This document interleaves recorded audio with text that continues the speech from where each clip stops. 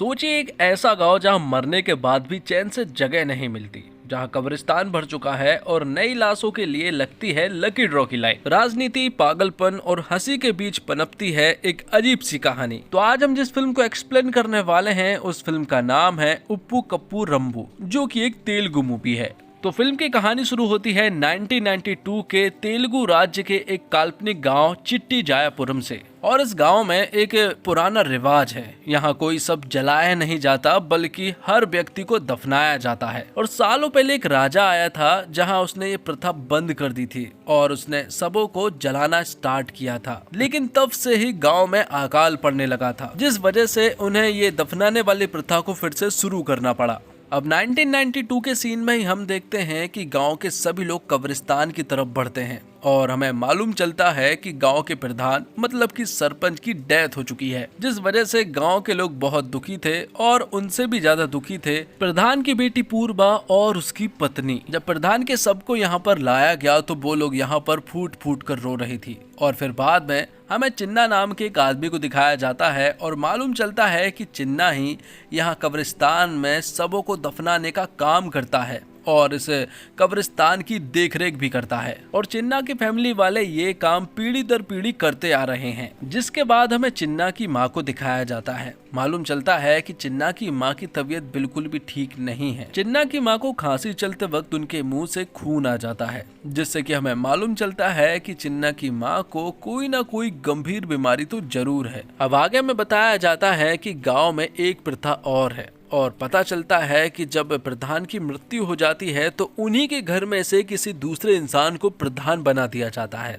और अब ये जिम्मेदारी पूर्वा की थी, लेकिन पूर्वा तो बहुत ज्यादा डरी हुई थी।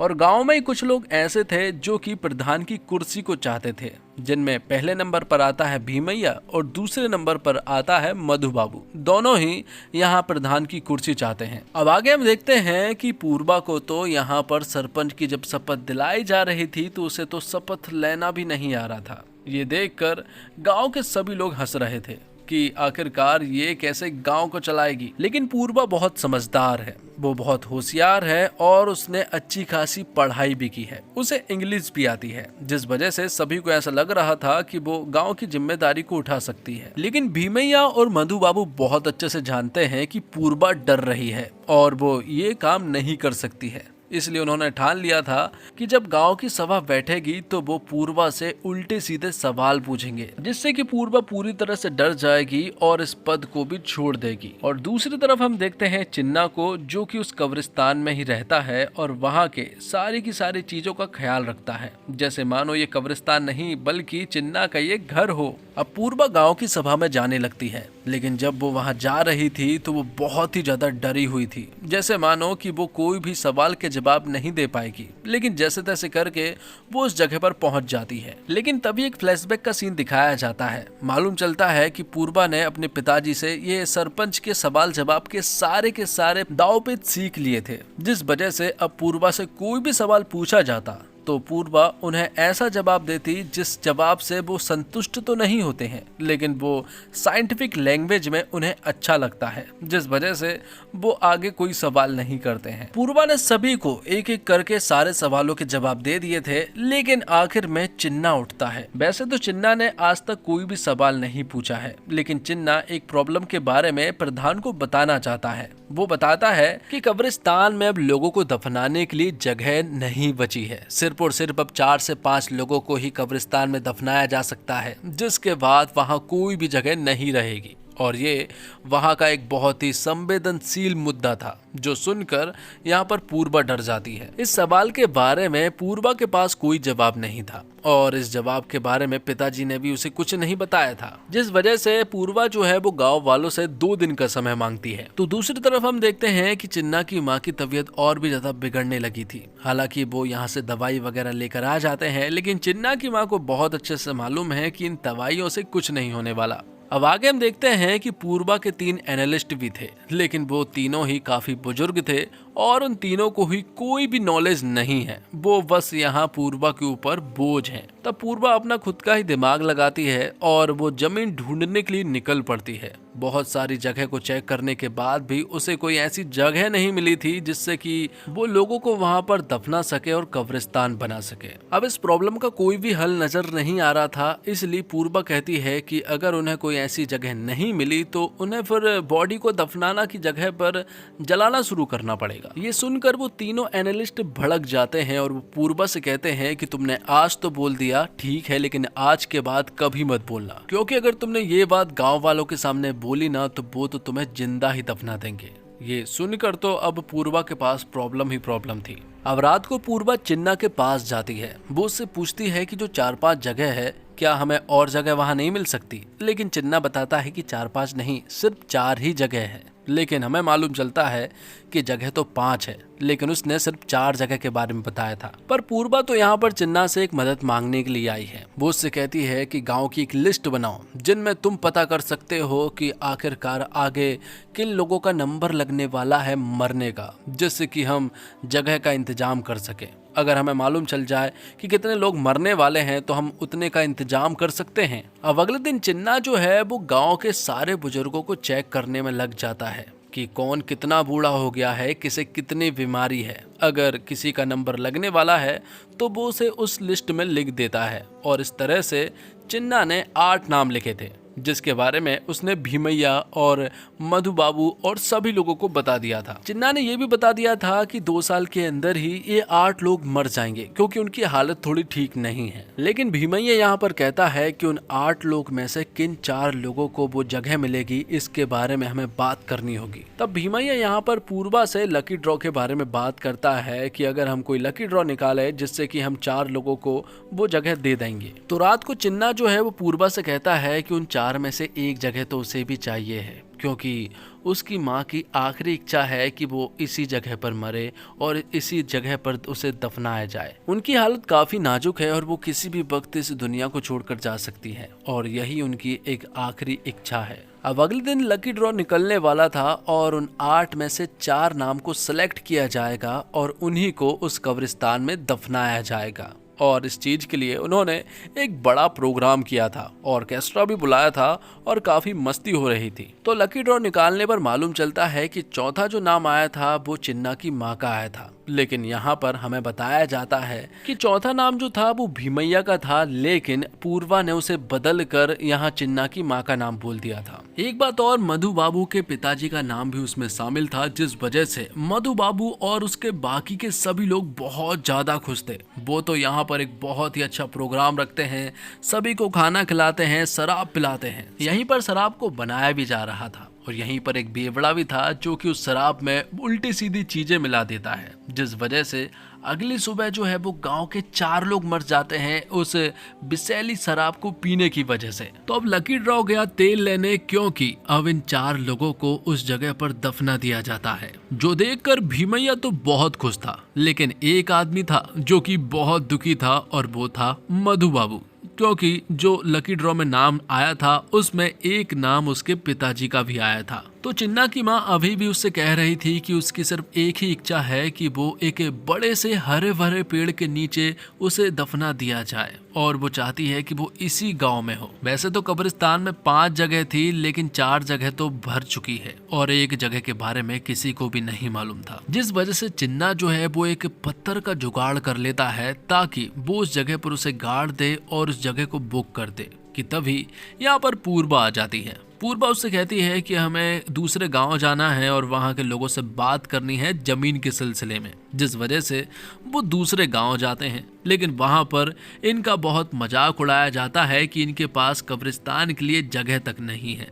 तो कोई राजा था और वो कह रहा था कि जमीन के बदले में हम 1 लाख रुपए चाहते हैं। पूर्वा के लिए ये प्रॉब्लम्स बहुत बड़ी थी तो वो उनके गांव के आसपास ही जमीन, लेकिन वो सारी जमीन दूसरे गांव वालों की थी। अब उसी रात को चिन्ना जो है वो उसी पत्थर को लेकर कब्रिस्तान में पहुंचता है और उसे वो उस खाली जगह पर गाड़ देता है, जिससे कि सभी को ऐसा लगेगा कि यहाँ भी कोई दफनाया गया था। अब अगले दिन पूर्वा जो है वो समाधि स्थल पहुंचती है, मतलब कि कब्रिस्तान, और वहां पर वो सारी समाधियों को चेक करने लगती है कि तभी उसे कुछ चीजें दिखाई पड़ती है कि यहाँ पर बहुत सारी समाधि ऐसी है जो कि 100 साल से भी ज्यादा पुरानी हो चुकी है। जो देखकर पूर्वा के दिमाग में एक आइडिया आता है और वो सारे गांव वालों के सामने कहती है कि 100 साल से पुरानी जो समाधि है हम उनका फिर से यूज करेंगे, जिससे कि कब्रिस्तान में हमें बहुत सारी जगह मिल जाएगी। और फिर अगले ही दिन कब्रिस्तान में वो लोग सर्वे करने के लिए पहुंच जाते हैं। तो चिन्ना ने यहाँ पर जो पत्थर को गाड़ दिया था उस पर कुछ भी नहीं लिखा था, और अगर तीनों एनालिस्ट उसे चेक करेंगे तो ये तो वैलिड रहेगा ही नहीं, और जिससे कि चिन्ना की चोरी पकड़ी जाएगी। इसलिए वो यहाँ तीनों एनालिस्ट को भूत की कहानी सुना देता है और यहाँ उन्हें से भगा देता है।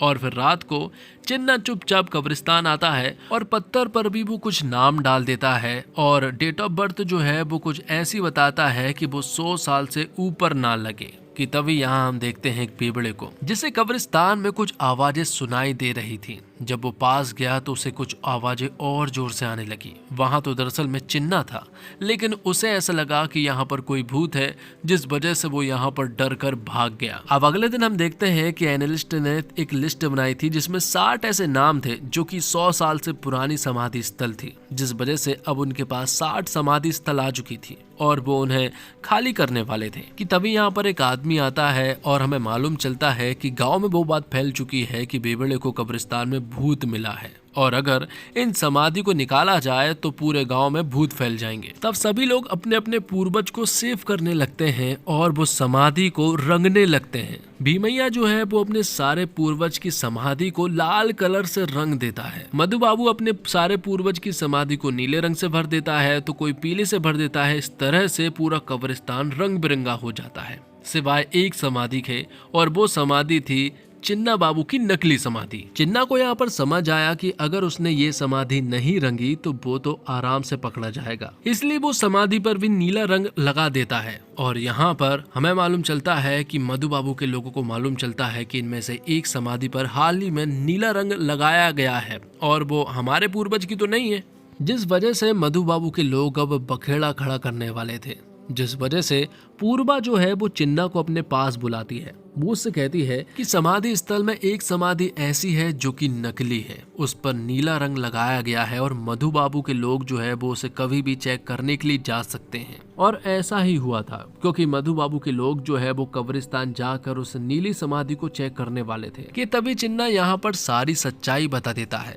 वो उनसे कहता है कि उसकी माँ की आखिरी इच्छा यही है कि उसकी समाधि इसी गाँव में हो और किसी बड़े से पेड़ के नीचे हो। इसी वजह से मैंने उस समाधि को बुक किया था। दूसरी तरफ हम देखते हैं भीमैया को, जिसके पास कुछ लोग आते हैं और बताया जाता है कि भीमैया के पूर्वज जो है वो पहले प्रधान थे और पूर्वा के पूर्वज जो है उन्हें अस्थायी रूप से प्रधान बनाया गया था, जिस वजह से असली पूर्वज तो यहाँ पर भीमैया ही है। इसलिए वो कब्रिस्तान जाते हैं, क्योंकि सभी लोग कब्रिस्तान पहुंच चुके थे और भीमैया यहाँ पर पूर्वा से कहता है कि मैं तुम्हारा असली प्रधान हूँ, मेरे पास कागजात भी हैं। ये सुनकर पूर्वा भी कह देती है कि बन जाओ, उसे कोई प्रॉब्लम नहीं है। वो तो बस यहाँ पर चिन्ना को ढूंढ रही थी, क्योंकि वो यहीं पर आया है और उस नीली समाधि को वो छिपा रहा था। कि तभी यहाँ पर हम देखते हैं कि चिन्ना जो है वो पेड़ से गिर जाता है और वो समाधि सबके सामने आ जाती है, जिससे कि अब यहाँ पर भीमैया जो कि अब प्रधान बन चुका है, वो गांव वालों के सामने यहाँ पर चिन्ना को सजा देता है कि उसकी माँ और उसे इस गांव को छोड़कर जाना पड़ेगा। साथ ही उसे यहाँ पर पूरी तरह से पीटा जा रहा था।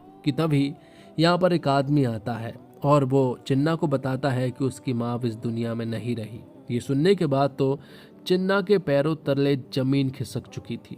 वो तुरंत ही अपने घर जाता है। वो अपनी माँ के सामने बैठकर बहुत रोता है। उसे समझ नहीं आ रहा था कि अब करना क्या है, उसकी माँ को वो कहाँ दफनाएगा। अब आगे में एक बात और मालूम चलती है कि जो समाधि स्थल बचा है उस समाधि स्थल की बोली लगेगी, जो कि उस बोली में सबसे ज्यादा पैसे लगाएगा वो समाधि उसके नाम हो जाएगी। सबसे ज्यादा पैसा तो भीमैया के पास है और उसके बाद है मधु बाबू के पास। मधु बाबू सिर्फ 40,000 रुपए तक पैसे लगाता है, लेकिन भीमैया 50,000 रुपए लगा देता है। लेकिन गांव के लोग आगे बढ़ते जाते हैं, कोई 60,000 बोलता है तो कोई 80,000। इस तरह से भीमैया ने उस समाधि को 1 लाख रुपए में खरीद लिया था, जो कि बहुत बड़ी रकम होती है 1992 में। अब क्योंकि वो गांव का प्रधान है और उसे समाधि जो है वो अपने गांव में ही चाहिए है और इसलिए उसने ये समाधि जो है वो खरीद ली थी। आगे हम देखते हैं कि चिन्ना की माँ को दफनाने के लिए ले जाया जा रहा था। सभी लोग देख रहे थे और किसी को भी समझ नहीं आ रहा था कि इन्हें कहाँ दफनाया जाएगा कि तभी वो चिन्ना की माँ को कब्रिस्तान की बाजू वाली जमीन पर ही दफना देते हैं। ये देखकर सभी लोग हैरान थे। और फिर बाद में एक दिन पहले का सीन दिखाया जाता है जब यहाँ पर पूर्वा ने गांव के सभी लोगों को अपने पास बुलाया था। उसने यहाँ पर प्लानिंग की कि जो जमीन हमारे पास है वो 1 लाख रुपए की है और तभी हम उस जमीन को खरीद सकते हैं, लेकिन अगर समाधि के लिए हम यहाँ पर बोली लगवाए तो भीमैया सबसे ज्यादा पैसे लगाएगा और यहाँ तक कि वो 1 लाख रुपए तक लगा देगा, इसलिए हम बोली को बढ़ाएंगे। और तब भीमैया ने ऐसा ही किया। उसने 1 लाख रुपए में वो जमीन तो खरीद ली, लेकिन यहाँ पर पूर्वा बहुत चालाक थी। उसने स्मार्ट तरीके से उस 1 लाख रुपए के समाधि के पैसों से उसने कब्रिस्तान के बाजू वाली जमीन खरीद ली। और ये देखकर तो यहाँ पर भीमैया पूरी तरह से हैरान रह चुका था। जिसके बाद चिन्ना ने अपनी माँ को वहाँ दफनाया और वहाँ पर उसने एक पेड़ भी लगाया, क्योंकि चिन्ना की माँ चाहती थी कि वो एक बड़े से पेड़ के नीचे उसकी समाधि हो। और चिन्ना ने ऐसा ही किया। कुछ सालों के बाद वो पेड़ जो है वो बहुत बड़ा हो चुका था। अब गांव के सभी लोग कुछ बातों के लिए भीमैया के पास जाते हैं और कुछ 100 साल के रिकॉर्ड के बारे में पूछ रहे थे, जिससे कि भीमैया कहता है कि 100 साल के सारे रिकॉर्ड के बारे में भूल जाओ। ये सुनने के बाद गांव के लोग कहते हैं तो ठीक है, अब आप प्रधान भी नहीं रहोगे, क्योंकि पहले के प्रधान तो पूर्वा ही थी। पूर्वा वहाँ चैन की नींद सोने की कोशिश कर रही थी, क्योंकि जब वो सरपंच थी तब वो चैन की नींद नहीं सो पाई थी और जब वो सोने की कोशिश ही कर रही थी कि गांव के लोग यहाँ पर आ जाते हैं और उसे बताते हैं कि अभी तुम ही प्रधान हो। इसी के साथ ये वीडियो यहीं पर समाप्त होता है। दोस्तों, उम्मीद करता हूँ आपको वीडियो पसंद आई होगी। वीडियो पसंद आई हो तो वीडियो को लाइक करके चैनल को सब्सक्राइब जरूर कीजिएगा, ताकि आपको इसी तरह के लेटेस्ट और फ्रेश कंटेंट मिलते रहे। मिलते हैं एक और कमाल की वीडियो के साथ, तब तक के लिए आप हमारे चैनल के साथ बने रहिए। धन्यवाद। जय हिंद, जय भारत, जय श्री राम।